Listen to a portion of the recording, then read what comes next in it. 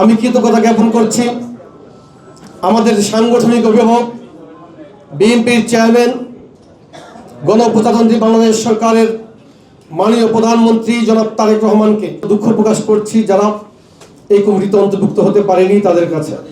স্বাধীনতা উত্তর যুব সমাজ যখন দুর্বৃত্তায়নে বন্দী হয়ে পড়েছিল, কলুষিত হয়েছিল, তখন সেই যুব সমাজকে কলুষমুক্ত করার জন্য শহীদ রাষ্ট্রপতি জিয়াউর রহমান তার জীবদ্দশায় বাংলাদেশ জাতীয়তাবাদী যুবদল নামক একটি অনবদ্য সৃষ্টি আমাদের মাঝে রেখে গেছেন।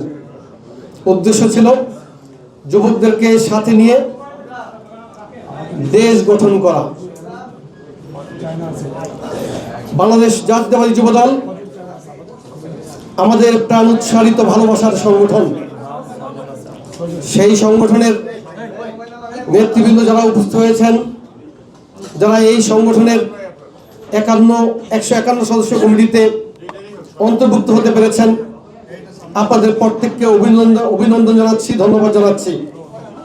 আমি কৃতজ্ঞতা জ্ঞাপন করছি আমাদের সাংগঠনিক অভিভাবক বিএনপির চেয়ারম্যান গণপ্রজাতন্ত্রী বাংলাদেশ সরকারের মাননীয় প্রধানমন্ত্রী জনাব তারেক রহমানকে, যিনি যুবদলের কেন্দ্রীয় নির্বাহী কমিটির পূর্ণাঙ্গ রূপ দিয়েছেন এবং আমাদের সকলকে পদায়িত করেছেন।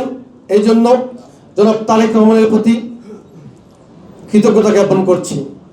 প্রিয় উপস্থিতি, আমরা সকলকে এই কমিটিতে জায়গা দিতে পারিনি। 151 জনের বাহিরেও আরও অনেকেই পদ প্রত্যাশী ছিলেন, কিন্তু আপনারা জানেন কমিটির কলেবর ছোট হওয়ার কারণে আরও অনেক নেতৃবৃন্দ রয়েছেন যারা যুবদল কেন্দ্রীয় নির্বাহী কমিটিতে আসার মতো যোগ্যতা রাখেন, কিন্তু আমরা সকলকে 151 মধ্যে আনতে পারিনি। এই জন্য দুঃখ প্রকাশ করছি যারা এই কমিটিতে অন্তর্ভুক্ত হতে পারেনি তাদের কাছে।